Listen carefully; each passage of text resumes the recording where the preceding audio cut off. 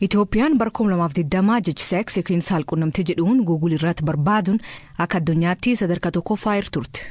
Hawaasa waa'ee saalqunnamtii ifoominaan haasa'uun akka waan qaanitti ilaalam keessatti sadarkaa kan argachuun dhimkan irratti hanqinni odeeffannoo jira gaafii jedh kaas. Gaafii kana akka ka'umsatti fudhachuun hawaasa keenya keessatti waa'ee saalqunnamtii haasa'uun maaliif barbaachisaa akka ta'e iyyafan.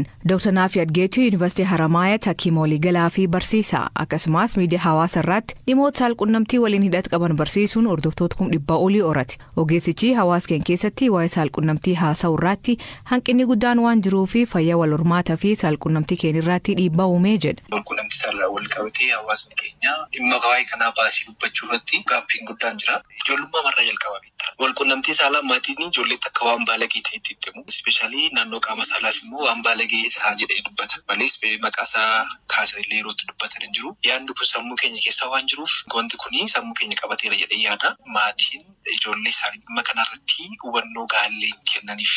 Ijoolleen mataan isaaniillee heerumanii beekan waan ta'eef gaafa gaa'ela maal akka godhanillee maal akka isaan mudatullee ijoollee isaanitti namanne yeroo baay'ee. Anamma kan na mudatee deemtee gaafa erga walitti ol fuudhanii walitti heerumanii booda naannoo walqunnamtii saalaa gochuuf yommuu kaanii waan baalagina gochuuf jettee kan mana baatee baqattillee argeera dhageeras jechuudha. Maaliif jalqabumaa kaastee kanaan guddatte waan ta'eef.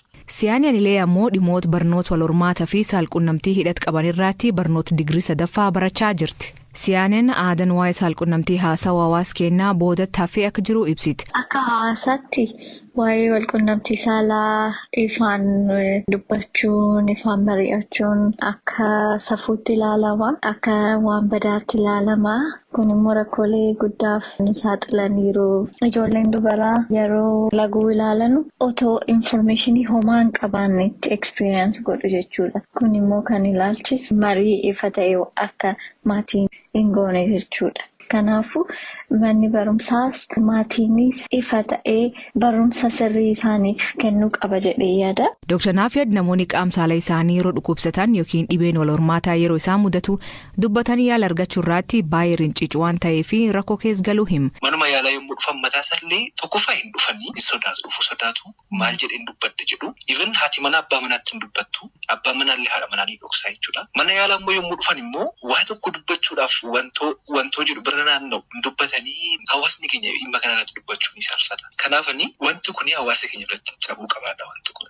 Kan safuun ta'u yoom akka ta'e beektaa waa'ee qaama saalaa isaa yookiin immoo haadha manaa isaa wajjin baasiin dubbatan mana yaalaa dhufeen argatu taanaan sadarkaa biraa keessa galuu danda'a. Fakkeenyaaf hiika gaa'ilaa yoo ilaalte daayivoorsi yoo ilaalte akka addunyaatti sababni inni guddaan mana murtii deemtee gaafatti walqunnamtii saalaa keessatti wal gammachiisa. Yeroo sana namni kun wantoota garaagaraa safuu hawaasaatiin yeroo sana cabsuu danda'a. Kanaaf hawaasni keenya dhimma kanarratti dubbachuun baay'ee barbaachisaadha. Ifatti. Itoophiyaan jechiseeks yookiin saalqunnamtii jedhu fayyadamuun Google gochuun waggoota muraasa as sadarkaa tokkoffaa aga 4ffaa jiran keessa galtu maaliif akka ta'uu danda'u Dr. Naafiyad waan yaad ibsa. Furmaanni isaa immoo ifaan dubbachuu jedha. Dargaggoonni yeroo baay'ee araada pornoogiraafii yookiin immoo fiilmii saalqunnamtii ilaaluun qabamanii jiru baay'ee. Inni kun gama fayyaadhaan hin gorfamu tokkoffaadhaatti. Tokkoffaa saayikooloojikaalii akka isaan miidhaman godha. Wantoota riyaalistik hin taane yeroo isaatti fayyadaman ni argina jechuudha. Pornoogiraafiitti kaanii saayizii qaama saalaa ilaalanii kan isaanii wajjin waliin madaalu. Kaan immoo akkasitti maaf hin gochuudha. Gamaraan immoo araadatti ta'ee gaafa shamarran bira gahan mataa isaallee kan dadhaban dhiironni baay'ee dhalaan baay'eenis jiru jechuudha. Gama fayyaan kana deeggaramu. Garuu hiriyoota wajjin haasa'uudhaan fakkeenyaaf namoota wajjin waa'ee kana haasa'u dhiiris ta'ee dhalaaf dhalaanis ta'ee yookiin immoo dhiiriif dhalaan illee wanta kana bal'inaa wajjin haasa'uu danda'u. Inni kan biraa maatii keessatti fakkeenyaaf abbaa manaa fi haati manaa waliin haasa'uu qabu. Kanaaf sadarkaa maatiitti, sadarkaa mana barumsaatti, sadarkaa immoo abbaa manaa fi haadha manaatti gama biraatti immoo gama ogummaa fayyaatu. Warroonni akka keenyaa fakkeenyaaf ammaa gama miidiyaa hawaasummaan barsiisaan jira. Gama yuutuubiinis ta'ee gama feesbuukiin, telegiraamiinis ta'ee pilaatfoormiin argadheen kan biraa immoo gaazexaa irratti illee barsiisaan jira dhimma kanarratti hawaasni akka. Ani maree ministeerota Itoophiyaa walgahii ariifachiisa artaayin labsiin yeroo muddamaa ajajaaf labsamee jiru yeroo isa dursee akka ofii marii geggeessuun murtee dabarsa. Hamza Hussein gabaas qaba. Waraana kaaba Itoophiyaatti jalqabee gara naannoo Amaaraa fi Affaaritti babal'ateen yeroo humnooti TPLF magaalota akka Dasee fi Kombolchaa qabachuun haga Shawaa Roobiit galanitti ture. Mootummaan Itoophiyaa labsii yeroo muddamaa akka labse. Labsiin yeroo muddamaa ji'a ja'aaf akka turuuf labsame kun balaa birmadummaa biyyaa mudate aggachuuf akka ta'e biyyattiin wayita sadaasa darbe keessa labsicha labsitu ibsitee turte. Akkuma labsichi labsameen ministeerri muummee Abiy Ahmad gara adda waraanaatti imaluun waraanicha hoogganuu eegalan. Humnoonni TPLFis naannoo Amaaraa fi Affaar keessaa yeroo muraasa booda baafaman. Itoophiyaan labsii kana kaasuuf akka jettu ka ibsite wayita marii biyyaalessaa geggeessuuf haala mijeessaa jirtuttidha. Dhukaasa dhaabuu fi namoota siyaasaa hiikuun tarkaanfii dhibdee karaa nagaan furuuf mootummaan dhiyeenya fudhachaa jirudha. Ibsi waajjirri ministeera muummee har'a baasee rakkoon labsii yeroo muddamaa labsuuf dirqisiisaa ture yeroo ammaa waan jijjiiramee fi sodaa jirus adeemsa seera kabachiisuu idileen to'achuun waan danda'amuuf labsicha yeroo labsameef ji'a dursanii goolabuun barbaachisaa ta'e argameera jedha. Manni maree ministeerotaas labsichi osoo yeroon isaa hin xumuramin akka ka'uuf erga irratti waliigalee booda akka ragga'uuf gara mana maree bakka bu'oota ummataatti qajeelcheera. Labsii yeroo muddamaa kanaan wal qabatee sakatta'iinsi cimaan kutaalee biyyattii hunda keessatti geggeeffamaa tureera. Namoonni hedduunis labsii kanaan wal qabatee hidhamaniiru. Mootummaan haalli waan fooyya'eefan labsii yeroo muddamaa kaase jedha. Ta'us lolli daangaa Tigraay fi Affaar irratti bifa haaraan ka'eera. Naannoon Affaar humnoonni TPLF daangaa ce'uun aanaalee isaa 4 weeraruun lammiilee buqqisuu himataa jira. TPLF birmadummaa naannochaa sarbaa waan jiruuf mootummaan federaalaa tarkaanfiitti deebi'uu qaba jechuun hoogganaan kominikeeshinii Affaar kaleessa dubbatanii turan. TPLF gama isaan humnoota naannoo Affaartu Eertiraa waliin ta'uun na weerare gargaarsa namoomaatti karaa cufe jechuun himate. Gama kaaniin ministeerri muummee Abiy marii diyaaspooraa biyyattii waliin taasisan irratti finciltoota Tigraay waliin mari'achuuf qophiin jiraachuu dubbachuu isaanii maddi oduu Associated Press gabaaseera. Associated Press miseensota diyaaspooraa marii irratti hirmaatan wabeeffachuun akka gabaasetti mootummaan Itoophiyaa waraana baatilee 15 ol lakkoofsise mariin xumuruuf qophiidha. Walgahii kana irratti hirmaachuu ka himan dura taa'an koree diyaaspooraa Ameerikaa Itoophiyaa obbo Masfiin Taganuu gama mootummaan waraana dhaabuuf fedhii cimaatu jira jechuun dubbatan. Maricha irratti ministeera muummee Abiy mariin ni jiraata fedhii biyyattiif dursa ka kenninu mariin sababaan deeggarame ni jiraata jechuun dubbachuu obbo Masfiin Associated Pressitti himaniiru. Mootummaan federaalaa Itoophiyaa amma dura waa'ee marii TPLF waliin godhamuuf adeemu kanaa ifatti wanti jedhan jiru. Garuu aangawoonni biyyattii garee shororkeessaa TPLF waliin mariin kamuu akka hin jiraanne dubbachaa turan.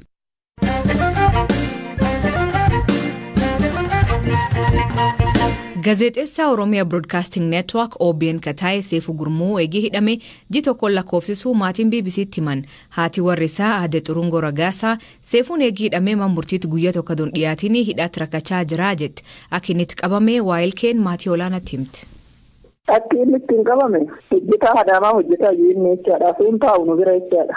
Amma Adaamumaan gaafachuu dhufee daa'imni takka dhukkubsattee jechaadha. Dhufuunis qabuun isaanii qixxumaa yeroo seenanii qabanirree poolisiin 2 seenanii kan qaban kafana seera qabeessatiin iyyuu miti kan yeroo dura nutti seenanii kafana akkanumaan taraa kafanaatti uffatanii seenanii hoo raawwatan obbo Seefuu si barbaanna jedhanii Seefuun jira innaan hin jiran jedheeni Seefuu si barbaanna ati maalirra hojjettennaan OBN irra hojjedda miidiyaa mootummaatirra jedhee ati miidiyaa mootummaa gabaasuudhaan dhufne waan intarbii godhuu dhufte qabda gaazexeessaan gibbii kee jiru makiinaa tokkotu dhufe nuun jedhanii jedheen gibbii kee seennee raawwannee fattashuudhaaf mana kee seennee raawwannee fattashuudhaaf dhufne jedhee fattashii ana waan takka homaan irratti hin argitanii ani kanan hojjedhu mootummaadha fi ani maatii kootan laallachuu dhufe kanan dhufe ijoollee koo biraa seenanii manattis fattashanii waan hundaa isa ilaalanii waraqaa ittiin hojjetu hin qabaa safarkaa mattaawaqaa eenyummaa hin qabaa hin laalanii homaa irraa hin dhabanii ati GBS'dhaan si hordofaa turre ana GBS'dhaan hordofaa turtanii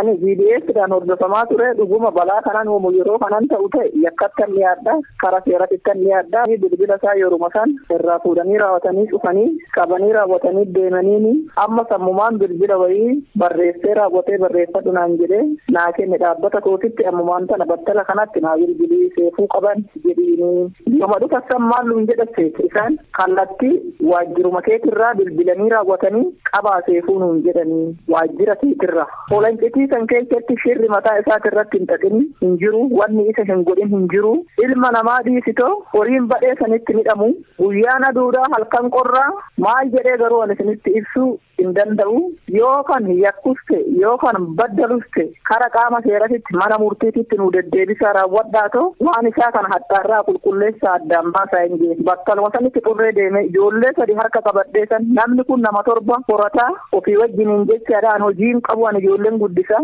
daa'imman sadi fishitiidha daa'imni takka xiqqisuudha reefu amata guutti ishii dugdatti baadhee ijoollee lama harka qabadhee raawwadhee san godina dhaqee dubbise na jalaa dubbachuu hin dandeenye kan godinaatis deebinaan immoo battaluma sanitti jechaadha mindaan isaa battaluma sanitti nurraa dhaabbate akkatti dararama kanarra jirra. Hariyyaan isaa kan manni dhawulaan citti dhaqee gaafatee qabiinsi isaa yaaddessaa jedha haali inni kee jiruu fi shakkii qabameef akkanaan hima. Iddoo keessatti dha namni waajjira osoo hin ta'in yookiin immoo mana hidhaa osoo hin ta'in dallaan guutuu sharaa waxxaree kuun immoo uffata ofirraa baasee fa'aaduudhaaf jecha gubbaarra kaa'ee sharaa kan keessa bula gibbii keessa guutuudha iddoo innaa fireen gaafiin tokko hin jiru mana murtiitti dhiyeessuu hin jiru abbaa kana namni siin jedhu hin jiru qabdima qabamtee machuma keessa galtee teessi calliste. Waan ittiin shakkanii kana na gaafatanii kanaan si shakkine naan jedhanii yookaan immoo waa'ee kanaan qoratanii waan jedhee sitti jira. Hariiroo nama biyya alaa jiruu fi warra shaaniidhamu kan hidhatee waliin qabdaa waan akkasiitti naan jedhanii kana garuu ishee godhanii immoo maaragaa dhabanii san booddee mana murtiitti san dhiyeessanoo callisee akkasitti teenyaadhe. Hidhama hojjeta isaanii kan ilaalchisuun OBN irdeebin argachuuf yaalii taasifnee hin milkoofne itti aanaan daayireektara olaanaa OBN obbo Korre Shaanqullee hidhamuu isaa irraa kan jedha. Waa'ee kana waan irraa beeknu hin qabnu. Jechuun ati dhuunfaadhaan beektu moo dhaabbati waa'ee isaa waan quba qabu hin qabu? Ani dhuunfaadhaan waan beeku hin qabu. Qaamni isa to'ate bakka biraa jira. Ani waa'ee kana keessa beekee waan sitti hin qabu. Waldaan gaazexeessitoota Oromiyaa Gamisaatiin hidhaasaa dhiyeenya kan dhaga'uu fi qulqulleeffachaa akka jiran durtaan waldichaa Naziif Jamaal BBC'tti hima. Ijoolleen keenya baay'ee jira OBN keessa namni informii nu godhan jiru dheengadda dhaga'ee immoo ijoolleedhaa bilbileen ture naan kaasne Zinaabuu Faayis bilbileen ture haala isaa adda baafachuudhaaf bakka inni hidhamee jiru iyyuu hin beeknu ture amma walancitii kan akka walancitiitti hidhamee jiru iyyuu sumarraan nagaara malee. Dhimmi hidha gaazexeessaa kanarraatti deebii argachuuf bulchaa aanaa Bosaatti ajaja poolisii aanaa Bosaatti bulchaa godina Shaawaa Bahaa ajaja qajeelcha poolisii godina Shaawaa Bahaa irra deebiin bilbiluullee deebii argachuu hin dandeenye.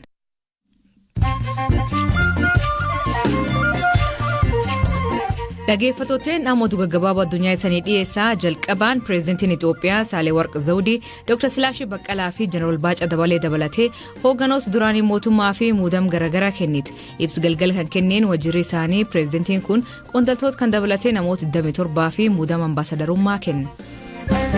Mootummaan naannoo Oromiyaa woboon manneen barnootaa 160 ol gubuu fi barattoonni 300 ol barannoota irra bittinnaa'uu beeksise. Hidhattoonni mootummaan Abbaa Shanee jedhee yaamuu fi Paarlamaan Itoophiyaa shororkeessa jedhee labsu kuniin kutaalee Oromiyaa godinaalee adda addaa keessa sochii waraanaa gochaa akka jiran himan. Himannaa mootummaa kanaan wal qabatee hoogganoota woboo irra deebii argachuu hin dandeenye. Ji'oota shaniin booda yeroo jalqabaatiif gargaarsi fayyaa naannoo Tigraay dhaqqabsiisuu isaa koreen fannoo diimaa idil addunyaa ICRC'n hima. Qorsa barbaachisoo dabalatee meeshaa gargaarsa fayyaa xiyyaaronni qabatan magaalaa Maqalee dhaqqaban. Itoophiyaatti qindeessaan fayyaa ICRC jijjiirame kun boqonnaa guddaa jedha. US xiyyaarota waraanaa $2 biliyoon ol baasan Masriitti gurguruuf waajjirri dhimma alaa Ameerikaa gurguruu xiyyaarota geejjiba waraanaa kanaa Masrii waliin akka raawwatuuf aayyame. Kan malee Ameerikaan sirnoota raadaarii ittisa haleellaa qilleensaa fi meeshaalee loltummaa biraa $1 miliyoona 300 ol baasan gurgurtee jirti.